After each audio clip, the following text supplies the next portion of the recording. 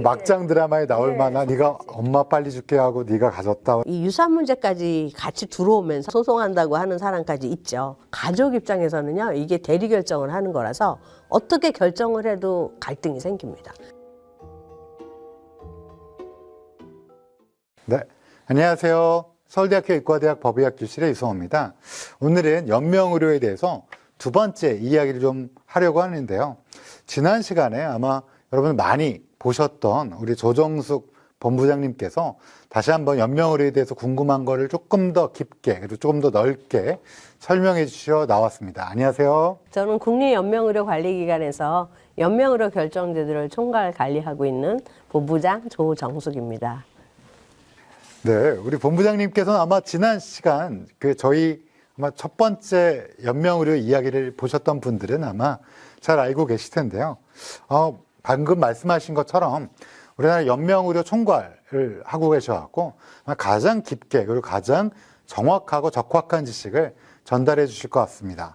우선 요즘에 연명치료에 관심이 정말 점점 높아진다는 느낌이 들고 있는데요. 그래서 본부장님을 모시고 연명치료를 어떻게 다시 이야기해 보려고 하는데요. 한번 다시 정의를 내려줄 수 있는지 좀 부탁드리고 싶은데요. 네. 연명의료는요, 사실 이제 임종기를 하신 분이 환자분께서 더 이상 적극적인 치료를 해도 치료 효과가 없이 단순하게 생명만 연장하는 그런 치료는 하지 않겠다 하는 거를 결정하는 게 연명의료 결정제도거든요. 그래서 어떻게 보면 연명의료 결정제도에 따라서 임종을 맞이하시면요, 조금 더 자연사에 가깝게 사망을 하시는 거다. 이렇게 이해하실 수 있을 것 같습니다. 뭐뭐가 연명의료가 있죠? 제가 기억이 잘... 일반인들이 많이 알고 계신 것 중에는 심폐소생술, 인공호흡기 착용, 그다음에 항암제 투여하는 거, 혈액투석, 승합제를 투여하는 거랄지, 체외생명유지술, 뭐 그렇게 등등 해서 8가지 정도를 사실 법에서 연명의료 범주로 정했습니다. 근데 이제 대상은 임종기 환자라고 해서요, 적극적 치료를 함에도 불구하고 회복되지 않고 사망에 임박한 상태다. 그래서 임박이 굉장히 애매하잖아요. 그래서 보통은 한 7일에서 10일 안에 사망할 것이라고 예견되는 환자예요. 물론 예견이기 때문에 환자를 계속 진료하셨던 담당 의사 선생님, 그리고 또 한 분의 선생님, 전문의 선생님 한 분, 그래서 두 분이 더 이상 치료해도 회복될 가능성이 없다라고 판단된 환자, 이런 환자를 임종기 환자, 임종 과정에 있는 환자. 그래서 연명의료 결정제도의 대상이 되는 사람은 아직까지는 법적으로 임종기 환자로 국한하고 있습니다.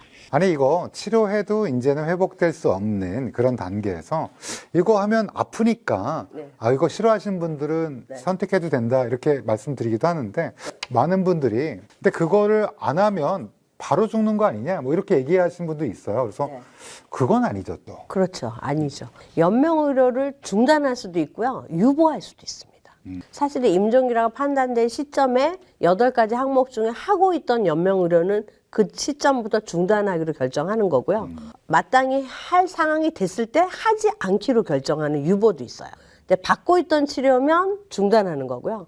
앞으로 받아야 될 상황이 돼도 이미 임종기다 생각하면 이제 하지 않겠다. 그래서 이제 가장 쉬운 예로는 일반 병실에 계시던 분인데 중환자실로 옮겨서 기관지 삭간을 하고 인공호흡기를 걸어야 되지만 임종기이기 때문에 안 하겠다. 그러면 이제 이분을 그냥 병실에서 환자분들하고 마지막 시간을 좀 더 보내시면서 사망할 수 있게 도와드리는 거죠. 저도 사실은 경험이 있어서 네. 사랑하는 분이 마지막에 이제 삽관을 하는 거를 뭐 연명의료 거부를 하셨고 네. 그것 때문에 이제 삽관 안 하고 자연스럽게 주무시다가 돌아가실 네. 수 있게 네. 했는데요. 전문가로서 생각하시는 좋은 죽음의 조건은 무엇일까요? 크게 한 3가지를 보고 있는데요. 가장 중요한 거는 요즘에는 통증 없이 죽음을 맞이하는 거. 그게 이거 제일 중요한 굉장히 중요한 것 같아요. 그래서 편안한 죽음이고요. 두 번째는 좀 단아한 모습으로 훼손되지 않으면서 사망을 맞이하는 거. 이게 하나 있고요. 세 번째는 준비하는 죽음이라고 전 말씀드리고 싶어요. 그래서 본인이 미리 사전 연명 의료 의향서나 연명 의료 계획서 같은 걸 써놔서 미리 본인의 의사에 따라서 준비를 하고 내가 임종기가 됐을 때 나는 연명으로 받지 않고 그냥 자연스럽게 죽겠다. 준비하는 죽음. 그래서 저는 3가지가 가장 중요하다고 생각이 듭니다. 와, 그 3가지를 모두 다 할 수 있으면 참 어떻게 보면 정말 좋은 죽음일 것 같습니다. 예. 근데 우리나라에서는 이제 이런 연명의료 결정제도에 대해서 관심이 많다 보니까 이거에 참여가 높아지는 세대가 점점 늘어나다는 얘기를 제가 들었는데 그 이유가 뭐라고 보시나요? 저는 일단은 제일 중요한 건 초고령 사회 진입이 맞는 것 같아요. 우리나라가 2023년 4년 12월부터 아마 초고령 사회에 들어가게 됐죠. 초고령 사회에 진입하면서 노년층이 많아졌고요. 노년층이 많아지시다 보니까 이분들이 본인의 죽음에 대해서 이제 고민을 하기 시작했죠. 이제는 나의 죽음을 무엇을 준비해 놔야 되느냐. 이런 고민을 하기 시작해서 사전연명 의료요양서가 폭발적으로 늘고 있다. 저희는 그렇게 생각하고 있고요. 좋은 죽음의 한 요소인 준비된 죽음. 준비죠. 처음에는 어르신들 중심으로 많이 썼어요. 그래서 저희가 전체 사전연명 의료요양서 요번에 8월 7일에 300만 명이 넘어갔고요. 지금 현재 313만 명이 됐거든요. 그때 저희 오셨을 때가 300만 명이 아니라 200 몇십만 명. 예, 맞습니다. 오, 그 사이에 네. 또 300만 폭발적으로 늘어서 네. 300만은 8월 7일, 지금은 313만 명이 썼어요. 근데 이 전체 쓰신 분들 중에 65세 이상 어르신이 쓴 게 75%예요. 65세 이상 분들이 75%가 300만 명이 75%니까 예. 200만 명이 넘네요. 제일 많이 쓰신 연령층은 70대. 두 번째로 많이 쓰는 연령층이 60대. 그리고 80대입니다. 요즘에 약간 변화가 있어요. 부모님의 그 임종을 겪었던 자녀분들. 이런 분들이 우리 어머니 아버님 돌아가시는 거 보니까 너무 힘들게 고통스럽게 돌아가셔서 나는 저런 죽음을 맞이하면 안 되겠다. 그러면 나는 나의 죽음을 위해서 무엇을 준비할 것이냐 하는 데에 대해서 굉장히 관심이 높아졌습니다. 그래서 요즘에 중년층, 장년층 쪽으로 점점 이렇게 내려오고 있어요. 저도 사실은 그런 경험자로서 말씀하신 거에 너무 동감하고요. 네. 우리나라가 이제 전명의료 자기결정권에 대한 관심이 점점 높아지고 있다고 말씀해 주셨는데요. 해외에서도 이런 움직임이 저희가 비슷한가요? 있죠. 그러니까 저희는 이제 대만 거를 많이 모델링 했지만 뭐 미국이나 여러 나라에서도 명칭은 연명의료 결정제도는 아니지만 비슷한 용어로 많이 쓰고 있잖아요. 근데 이제 다들 자기결정 존중에 대해서는 가치를 많이 두는 것 같아요. 근데 이제 우리나라나 동양은 자기결정도 중요하지만 그 다음에 중요한 게 가족입니다. 우리는 이제 연명의료 계획서나 사전연명 의료의향서는 자기 의사에 따라서 미리 의사를 밝혀서 써놓는 서식인데요. 요게 안 될 때는 가족 이인지술이나 가족 전원합의잖아요. 근데 외국의 경우 자기 결정권 중요하게 생각하는데 그게 안 될 때는 법정 대리인을 지정해 그렇죠. 놓습니다. 예. 네네. 그래서 이게 법적으로 지정 대리인을 지정해 놔서 자기가 뭐 자기 의사를 밝힐 수 없는 상황일 때는 자기를 대신해서 그 사람의 철학을 반영해서 마지막 그 죽음을 어떻게 맞이할지에 대한 의사결정권을 대행을 해놓는 거죠. 아버지나 어머니가 실제로 이거를 사전연명 의향서나 이런 거 작성해도 네. 자식이 반대하는 경우가 있잖아요. 근데 우리나라. 있죠. 일화 보신 분들은 아시겠지만 우리 첫 번째 이야기는 샌프란시스코에서 온 딸. 예. 그 얘기 아마 기억이 나실 텐데 그러면 연명의료 계획을 세울 때 이제 초고령 사회도 됐고 또 여러 가지 것들을 생각하고 고려하고 이것들을 이제 내가 한 번쯤 계획을 세워야겠다. 이때 환자, 가족, 의료진이 함께 의논해야 될 핵심 포인트가 있을 것 같아요. 요걸 좀 짚어주시죠. 네, 일단은 요즘에 이제 가장 그 연명의료 중단하고 할 때 중요한 게 그 공유 의사결정이라고 해서요. 공유 혼자 의사. 하는 의사가 아니라 환자, 가족, 의료진. 그래서 함께 하는 의사결정. 이렇게 또 해석을 합니다. 그래서 이제 그쪽에 대한 논의가 있는데요. 이때 함께 무엇을 의논할 거냐 하는 게 중요하겠죠. 그래서 일단은 환자분이 의식이 있다 그러면 정말 연명의료를 받고 싶지 않은 게 맞는지 아닌지 환자 본인의 의사가 굉장히 중요하고요.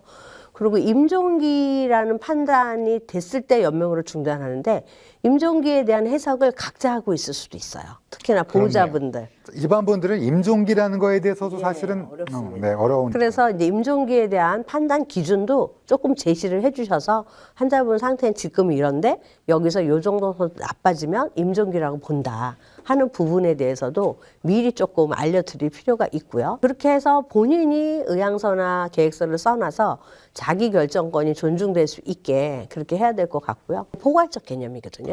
환자 상태가 어떻게 변할지 몰라서 어떤 치료가 필요할지 모릅니다. 그래서 연명으로 전반을 받을 거냐 안 받을 거냐에 대해서 의사를 환자는 의사 표시를 해놓고요. 그러면 이제 의료진이 판단해서 연명의료를 중단하게 되죠. 우리가 보통은 연명의료 계획서를 작성할 때 본부장님이 오랫동안 이 케이스를 총괄하시다 보면 가장 많이 하는 오해나 뭐 이런 실수가 뭐가 있는지, 그래서 진짜 실제로 일어난 일이 뭔지 알려주시면 많이 도움이 될 것 같아요. 사전연명 의료영양서를 쓰셨거나 쓰신 분들이 제일 많이 궁금해하고 질문을 하는 게 있어요. 하나, 1번은 내가 이렇게 사전연명 의료영양서 쓰면 내가 임종기 됐을 때 나는 연명으로 받고 싶지 않다라고 쓰는 서식인데, 혹시 중간에 아파서 응급실에 갔을 때 나는 치료를 못 받는 거 아니냐. 이거에 대한 우려를 되게 많이 하세요. 저희가 그럴 때는 안심을 시켜드리면서 사전연명 의료영양서를 썼어도 임종기라는 판단을 받기까지는 환자는 적극적 치료를 받을 권리가 있고 의료진은 적극적 치료를 할 의무가 있다. 그래서 응급실에 가도 적극적 치료를 받다가 더 이상 치료해도 효과가 없다라고 임종기 판단을 의사 선생님 두 분이 하면 그때는 중단할 수 있는 거지. 그전에는 치료 받을 수 있습니다. 그래서 그 걱정 안 하셔도 된다. 진짜로 그런 걱정할 수도 있지만 절대 아니라는 거, 그렇죠? 그래서 그거에 제일 걱정이 많으시고요. 또 두 번째는 통증입니다. 통증을 치료 안 해줄까 봐? 예, 통증을 치료 안 해주고 만약에 이제 초기 암 진단을 받았다 나는, 아니면 또 암에 걸릴 확률이 있는데 말기 암은 통증이 심하잖아요. 그런데 그때 나는 통증 치료를 이 서식을 썼기 때문에 나는 통증 치료를 안 해주면 어떡하냐. 그런 거에 대한 고민. 그거 절대 아닌 게 연명 의료의 치료에 들어가지 않아요, 전혀. 통증은 마지막 순간까지 해주죠. 그래서 이제 그런 걱정을 하셔서 저희가 연명 의료는 중단하지만 끝까지 해야 되는 것 중에 통증 완화를 위한 처치는 끝까지 하잖아요. 그래서 저희가 편안한 죽음을 맞이할 수 있도록 도와드리는 거다. 그래서 그거는 염려 안 하셔도 된다. 통증 치료도 끝까지 해드리고요. 당연히 수분이라든지 뭐 몸을 따뜻하게 해드리든지 이런 기본적 케어는 우리 인간의 기본적 권리잖아요. 이건 끝까지 해준다. 이건 무관하다, 이거와.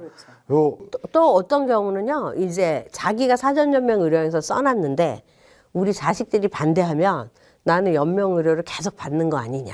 사실 연명 의료 결정제도의 핵심은 자기 결정권 존중이기 때문에 사전연명 의료에서 쓰신 분의 의향이 존중되게 당연히 해줘야 돼요.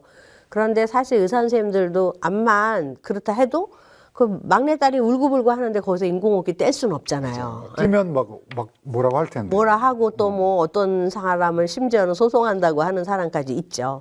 그런데 다행스러운 거는 연명의료 결정제도에 대한 인식하고 이해가 많이 확산되면서요. 요즘에 그런 게 많이 없어졌어요. 초창기에는 정말 그런 것 때문에 선생님들이 정말 임상 선생님들이 힘들었는데 저희 채널에도 나와주시고 또 여러 활동을 또 해주시니까 이렇게 점점 확산되면서 확실하게 좀 줄었다라는 생각은 들고요. 그렇죠. 그리고 쓰신 분에게 저희가 그 등록증을 보내드리잖아요. 등록증. 그걸 매체로 해서 가족하고 반드시 공유해야 된다. 그거를 저희가 항상 교육을 하고 있거든요. 근데 보여주고 상의하고 인식시키고 자기결정권이라는 걸 확립시켜주는 게 중요할 것 같긴 해요. 그렇죠. 그렇게 하면 뭐 가족분들도 결정할 때도 좀 마음이 편하게 결정할 수 있죠. 저는 사실 연명의료 결정제도가 정말 중요하다고 생각하는데 이런 걸 미리 하지 않으면 사실은 가족들이 겪는 어떤 고통이라든지 현실적인 어려움이 분명히 있죠. 뭐가 있을까요? 환자 자신이 사전연명 의료영양서를 쓰거나 계획서를 써놓으신 분은 환자분의 의사가 명확하잖아요. 가족 입장에서는요, 이게 대리 결정을 하는 거라서 어떻게 결정을 해도 당당하지가 않고 갈등이 생깁니다. 혹시 연명의료 중단하기로 결정하면 내가 더 사실 수 있는 분을 너무 일찍이 우리 부모님을 포기한 건 아닌가, 이런 죄책감에 사로잡히고요. 저는 남매끼리 싸우는 것도 봤어요. 그럼요. 또 일찍 중단하잖아요. 그러면 오래 사실 수 있는 분을 내가 일찍이 포기한 게 아닌가, 이런 거. 그리고 지금 말씀하신 것처럼 가족 간에도 이견이 있습니다. 아들, 딸, 큰아들 다 의견이 달라요. 저절로 거기서 또 이제 가정 불화가 생기고, 또 요즘에는 이 유산 문제까지 같이 들어오면서 이게 가정 불화에 더 불을 지피는 경우가 생깁니다. 네가 엄마 빨리 죽게 하고 네가 가졌다라든지 예를 들면 막장 드라마에 나올 만한 서로 막 비난도 할 수 있고. 그래서 이거의 해법은 가족들에게 부담을 주지 않기 위해서라도 본인이 미리 사전연명의료연서를 쓰거나 아니면 말기에 연명의료 계획서를 써놓는 거, 이게 해답이라고 생각합니다. 내 마지막을 내가 결정해야 되지 사실은 내 배우자나 내 아이들이 결정하는 건 사실은 내가 결정해야 되는 부담을 가족한테 이렇게 떠미는 것 같은 느낌. 가족한테 떠밀면 갈등도 생기고 분쟁이 생기고 그들 마음에 후회나 어떤 앙금이 남을 수도 있으니 그렇네요. 근데 많은 분들이 또 이런 고민도 하시는 것 같아요. 서류가 없어서 응급 상황이 오면 그때 혹시 안 해주는 거 아닌가라는 거가 아니다라고 말씀하셨는데 실제로도 알 수 있는 방법이 없는데 끊임없이 그런 고민이 있는 분들이 있는 거죠. 네, 있죠. 근데 요즘에는 이제 응급실에서도 그 연명의료 정보 처리 시스템에 접근을 해서요. 그래요? 한번 조회를 하게끔 합니다. 그래요? 그리고 병원에 따라서는 연동을 하는 데가 있어요. 병원의 EMR하고 저희 연명의료 정보 처리 시스템을 연동을 해서요. 예를 들어 말기 환자면 그 연동된 시스템에 의해서 연명의료를 안 할 수도 있는 거군요. 네. 근데 일단은 환자가 와서 이제 수속을 하면요. 이분이 사전연명의료에서 쓴 사람인지 아니면 연명의료 계획서를 쓰신 분인지를 알려주게 연계된 병원도 있어요. 다는 아닙니다. 다는 아니지만 예, 일부. 그러면 응급 상황에 있어서 내가 만약에 말기일 경우에는 이거에 혜택을 받을 수 있는 병원도 분명히 있고 그리고 내가 만약에 말기가 아니면 당연히 치료가 되는 거고 네, 그러면 이건 되게 클리어하네요. 이거는 뭐 사실 걱정하실 필요가 전혀 없는 거라고 생각해도 되겠죠? 그럼요. 예. 지금 저희가 또 그렇게 다 모든 의료진이나 의료기관에서 그렇게 행할 수 있도록 적극적으로 교육을 많이 하고 있어요. 그래서 저는 그게 잘 지켜질 거라고 믿습니다. 근데 이제 저는 제 주변에서 어떤 분이 이런 질문을 하더라고요. 연명 치료를 안 하기로 어머님도 원하셨는데 안 하니까 어머니가 아파서 돌아가신 거 아니냐. 연명 치료를 해야지 통증이 없는 거 아니냐는 생각이 좀 들었다고 그러는데 그런 거에 대해서는 어떻게 말씀드릴 수 있을까요? 그거는 좀 아닐 것 같습니다. 예. 그러니까 우리 좋은 죽음의 첫 번째가 통증 없는 죽음, 그다음에 신체의 손이 최소한 없는 죽음, 그다음에 준비된 죽음인데 근데 신체 사실은 연명 치료라는 것 자체가 심폐소생술도 그렇고 인공호흡기도 그렇고 혈액투석도 그렇고 수혈도 그렇고 이 자체가 사실은 통증을 유발할 수 있는 거죠 오히려. 그렇죠. 오히려 통증도 유발할 수 있고 또 불필요한 연명을 하다 보면 좀 훼손되는 면도 있죠. 그렇죠. 예. 통증도 좀 더 진행될 수 있고 그래서 이게 연명 치료가 통증을 없앤 치료는 절대 아니고요. 원래 훌륭한 치료입니다. 다만 말기에서는 그 효과가 없으니까 우리가 이걸 안 하겠다라는. 그래서 요즘에는 오히려 그러니까 임종기에만 사실은 적용되는 건데 이걸 말기까지 확대하자는 얘기가 나올 정도로 이거는 통증과는 무관하고 어떻게 보면 치료의 결정권의 문제지 이런 문제는 아니라는 말씀을 다시 한번 드리고 싶고요. 근데 왜 말기로 확대됐으면 좋겠다라고 의견을 내시는 분이 있는 거는 어떤 경우에는 너무 끝까지 할 만큼 다 한 거예요. 이미 연명의료를 다 하고 끝에 가서 연명의료 중단. 그러니까 그게 무슨 의미가 있느냐. 연명의료를 안 하고 고생 안 시키고 안 하고 돌아가시게 한다고 해놓고 실질적으로는 할 때까지 다 하다가 거의 끝에 가서 이제 그만한다 하는 거는 좀 의미가 없지 않냐. 이미 오랫동안 너무 시달린 몸을 가지게 되시니까. 고생을 하셨다 이거죠. 그러니까 좀 더 당기면 어떠냐. 그래서 말기부터 연명의료를 중단하는 것도 검토할 때가 되지 않았나 하는 의견을 주시는 분들이 있습니다. 뭐 나 응급인데 치료 안 하는 거 아니야? 아니 뭐 이런 생각을 전혀 하실 필요 없는. 그리고 속 시원하게 우리 본부장님께서 그게 아니다라고 말씀해 주셨기 때문에 아마 괜찮을 것 같고요. 다만 저도 경험했지만 연명의료 중단 이후에 죄책감을 느끼신 분들이 또 그렇게 많아요. 내가 우리 엄마 너무 빨리 보낸 거 아닌가? 우리 아버지를 너무 빨리 보낸 거 아닌가? 우리 지금 작가님도 아버님을 먼저 보내셨는데 내가 너무 빨리 포기한 거 아닌가? 우리 아빠 조금만 더 살 수 있지 않나? 근데 의사 선생님은 임종기라고 했고. 했지만 어쨌든 결정을 한 가족은 너무 빨리 결정한 거 아닌가? 또 어떤 경우는 너무 늦게 결정해서 우리 어머님을 너무 고생시킨 거 아닌가? 어떤 쪽을 결정해도 죄책감이 남습니다. 그렇기 때문에 자기가 결정하는 게 좋다는 거죠. 그러면 우리 본부에서 이런 결정을 내린 가족들의 혹시 그 어떤 불안한 마음 또 어떤 약간 그런 마음의 심리적 지원 같은 건 혹시 계획하고 계신가요? 제가 연명의료 결정 제도를 하면서 느끼는 거는 이제는 좀 더 확장을 해야겠다. 그래서 저희가 사별 간호 그리고 사별 시에 사별 가족까지도 우리 이 연명의료 결정 제도에서 케어의 범주에 포함시켜야겠다는 생각입니다. 너무 잘하셨어요. 저 왜냐하면 요거 때문에 굉장히 마음속에 부담감 있는 분들이 있거든요. 그래서 여태까지는 사실 저희 제도는 임종할 때까지 연명의료 중단을 결정하는 이행 시점까지만 하면 제도가 완결되는 걸로 착각을 했는데 이행 시점이 오면 끝. 예, 그 중단 그랬는데 그게 아니라고요. 그래서 환자를 위해서도 영적, 정서적, 사회적 지지도 해줘야 되고요. 임종 전에 그 환자가 죽음에 이르면 가족들이 굉장히 힘들잖아요. 그래서 사별 가족에 대한 간호, 돌봄이 필요하다. 제가 지금 그래서 확장을 지금 한 3개를 확장을 생각하고 있어요. 3개요? 예, 세 영역. 하나는 대상자의 확장. 그래서 대상자는 접근할 수 없는 사람들, 취약계층 이런 분들도 점점 확장해 나가서 대한민국에 사는 누구나 다 연명의료 결정제도에 본인이 뜻이 있으면 진입할 수 있게 하자. 이런 게 하나 있고요. 그리고 이제 계획서 같은 거는 의료기관에서만 쓰잖아요.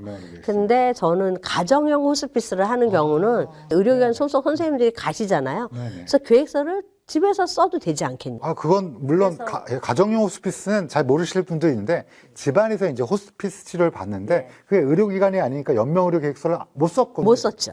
그래서 장소의 확장. 네, 그거 너무 좋은데요. 그리고 3번째는 케어의 확장입니다. 케어의 확장에는 그 돌아가시는 분만 케어해서는 안 되고 그리고 케어의 범위도 영적, 사회적, 정서적을 하고 사별 가족까지도 포함했으면 좋겠다.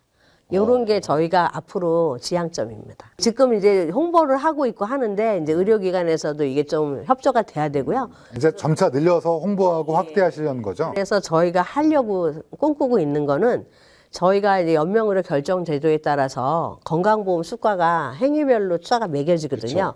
그래서 지금 4개는 매겨져요. 그러니까 계획료랄지, 뭐 말기 환자 돌봄료랄지, 이행료 뭐 이런 것들이 그리고 의사 선생님 2분이 임종기 환자 판단해야 되게 협진료. 그래서 4가지가 매겨지거든요. 근데 저희가 마지막으로 생각하는 게 임종 간호 서비스료. 그거를 하나 더 넣어드리고요. 마지막까지 좀 편안하게. 예, 좀 편안하게. 그리고 요즘에는 임종실로 모셔서 임종할 수 있는 환경도 구축하라고 하잖아요. 그래서 그 방을 쓰는 경우는 임종 병실료도 책정하게 되어 있는데 그거랑 별도로 저희는 가족까지 좀 간호의 범위에 넣어서 마지막을 좀 편안하게 이렇게 보내드리고 또 이렇게 할 수 있게 하자 해서 저희가 계획하고 있는 거는 정책 연구를 해서요. 임종 간호 서비스료를 하나 누면서 의료기관에 이렇게 수가까지 매겨지니 좋은 서비스를 해 주십사. 이렇게 부탁드리려고 합니다. 물론 네. 기관에 따라서 이미 잘하는 그렇죠. 데도 있어요. 잘하는 데도 예, 예. 뭐 사실 임종을 맞이할 수 있는 방에서 가족들이 함께 임종을 맞이한다는 거는 경험하지 못하신 분들은 모르시겠지만 사실 굉장히 중요한 의미가 있고 또 마지막까지 임종에 대한 간호가 돌봄 간호가 필요하다는 건 아마 경험해 보신 분들은 많이 동의하실 것 같아요. 그럼 본부장님, 우리 앞으로 한국에서 이 인식과 제도가 어떤 방향으로 나가야 될지 좀 청사진을 좀 얘기해 주십시오. 네, 저는 이제 앞으로 연명의료 결정 제도는 지금 많이 확장된 건 맞고요.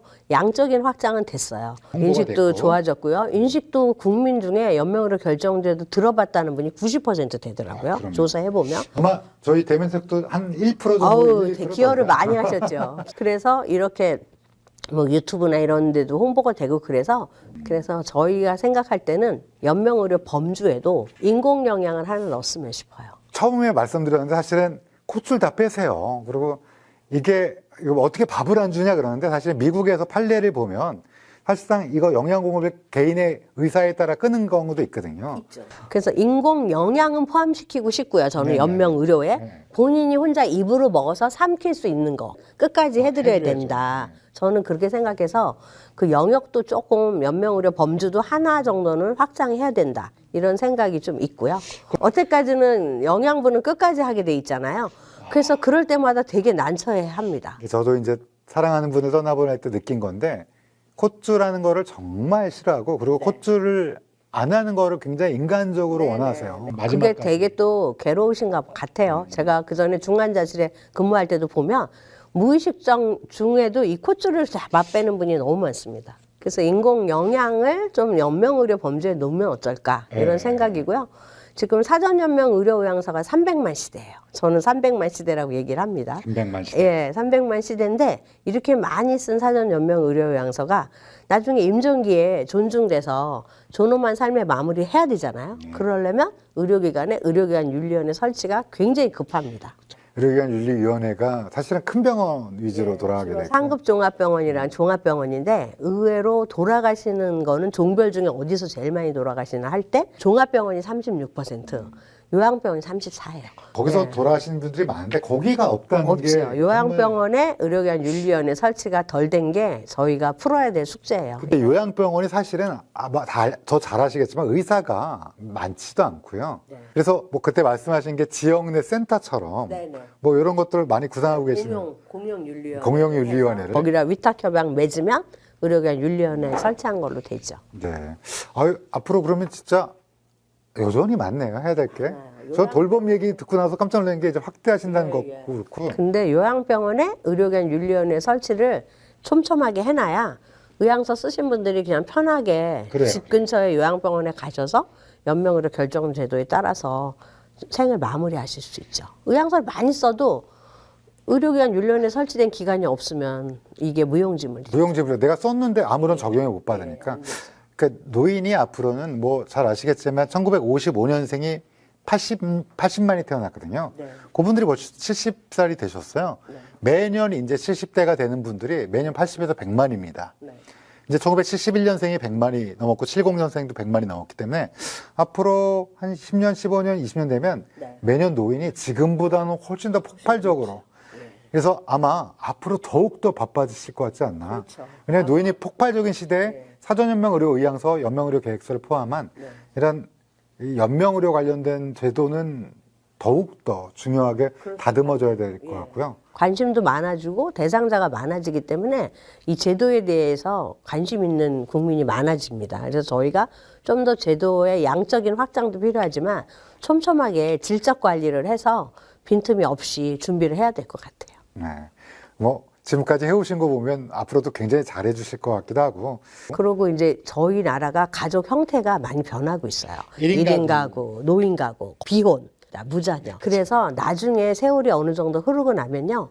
가족이 없는 환자분이 많을 것 같아요. 네, 그거 제가 할 말이 많은데 사실 가족이 없으면 사실 장례도 못 치러요. 그거 어떻게 해야 되나? 그래서 저희도 가족한테만 의지해서는 안 되고 서양처럼 법적으로 지정 대리인 제도를 만들어 놔야 될 것 같아요. 근데 이게 쉽진 않아요. 우리나라 정서상. 아니 근데 이게 사실은 이런 게 있습니다. 혼자 사는데 예를 들면 동성끼리 좋아하시는 분들 있잖아요. 네. 근데 이제 부부라고 돌아가시면 이분이 사망진단서를 발급받아야 되는데 가족이 아니에요. 네. 장례도 못 치르고 그러거든요. 근데 예를 들어 이거를 지금 연명의료 결정제도로 하면 이분이 가족인 것 같지만 또 가족도 아니고 아니 법적으로는 가족이 될 수가 없으니까 네, 그렇죠. 우리나라에서는 수많은 1인 가구와 또 다양한 성의 형태에 따라서 굉장히 많은 일들이 생길 텐데 와 방금 말씀하신 거 그러면 대리인이라는 게 그럼 어떻게 후견인 이런 걸 어떻게 정하게 되나요? 그거는 본인이 지정을 해야 되는데 우리나라는 아직까지 야. 제도화되어 있지 않죠. 그래 당장은 힘들 거예요. 우리는 가족 중심 문화라서.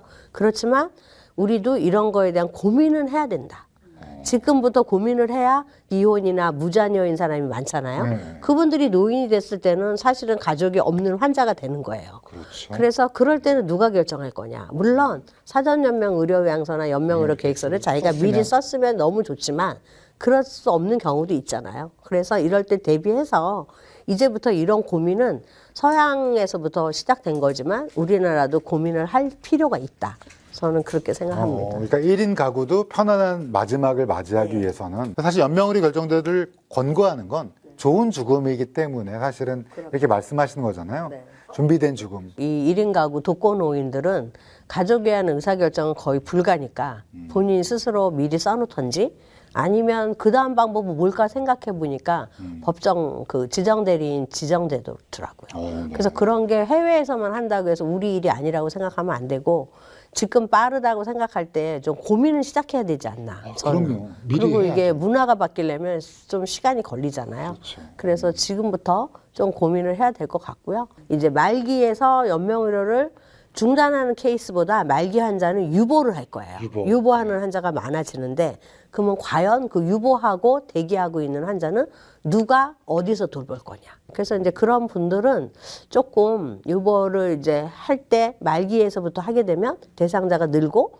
과연 이분들은 어디서 누가 케어하냐 할 때 저희는 이거는 집이나 지역사회로 가야 된다 생각하기 때문에 그런 쪽에 인프라 구축 이런 게 좀 준비를 지금부터 찬찬히 해놔야 될 것 같아요. 그러고 나서 말기로 가야죠. 갑자기 말기로 법만 개정해서 해놓으면 중간에 붕 뜨는 붕 뜨죠. 그러면 큰일 납니다. 연명 의료를 하기 때문에 그 병원에 있는 분들이 있는데 그걸 유보하게 되면 병원에 나올 수밖에 없고 그러면 이분들을 어떻게 할 수가 없으니까 참 고민이 많네요. 지금 계획하고 계신 게 우리 콧줄이라고 부르는 인공 영양 공급에 관련된 이걸 좀 넣으면 어떨까? 두 번째는 의료기관 윤리위원회를 사실 지금은 상급병원이랑 종합병원에만 있는데 이게 실제로는 요양병원에서 많이 돌아가시니까 여기에 이제 이거를 조금 어떻게 하실 건가를 계획 중에 계시고 세 번째는 뭐 이제 다변화된 1인 가구라든지 뭐 굉장히 다양한 형태의 가구에 있어서 이걸 어떻게 능동적으로 연명의료의 제도에 혜택을 보게 할까 이런 것과 지금 방금 말씀해 주신 마지막으로 연명의료를 임종기에서 말기로까지 어떻게 하면 조금 더 확대할 수 있을까 그리고 좀 더 좋은 죽음에 가깝게 우리가 할 수 있을까라는 고민이 하실 일이 많네요. 많죠. 그리고 이제 그렇게 되면 생애 말기 돌봄 계획도 같이 세우면서 이 서식을 써야지 돌봄 계획은 없이 그냥 뭐 임종기가 되거나 말기 됐을 때 연명으로 중단한다, 유보한다만 정하면 안 그러면 되죠. 그냥 붕 뜨는 거죠. 그렇죠. 진짜로. 그래서 그 돌봄 계획 그거를 세우면서 같이 서식을 쓰고 그렇게 진행하는 게 맞다고 생각합니다. 네, 오늘 사실 연명의료 결정제도에서 궁금한 점도 많이 남겨주시고 또 이거에 대해서 조금 더 한 번 더 얘기를 들으면 좀 더 명확해지지 않을까 그래서 본부장님을 모시고 오늘 좋은 얘기 그리고 앞으로 조금 더 우리가 어떻게 확대할지 얘기를 들어봤습니다. 어떻게 보면 약간 뭐 나랑은 상관없다라고 생각하시는 20대도 계실 거고 어쩌면 이제 곧 나랑 상관이 있다고 생각하는 5, 60대 그리고 부모님이 떠나보내신 분들도 아마 이거에 대해 관심이 있을 텐데 한 번쯤 들어보시고 또 한번 마음속으로 한번 리마인드 해보는 기회가 있으면 좋겠습니다. 마지막으로 본부장님 한 말씀 해주십시오. 네, 하여튼 저희는 연명의료 결정 제도가 대한민국에 살고 계시는 어떤 분이라도 다 본인이 뜻이 있으면 제도에 진입해서 좀 더 편안한 존엄한 죽음을 맞이할 수 있도록 하여튼 최선을 다하겠습니다. 많은 관심도 가져주시고 또 뭐 궁금한 거 또 조언도 많이 해주시기를 부탁드리겠습니다. 네, 먼 걸음 감사합니다. 네, 감사합니다.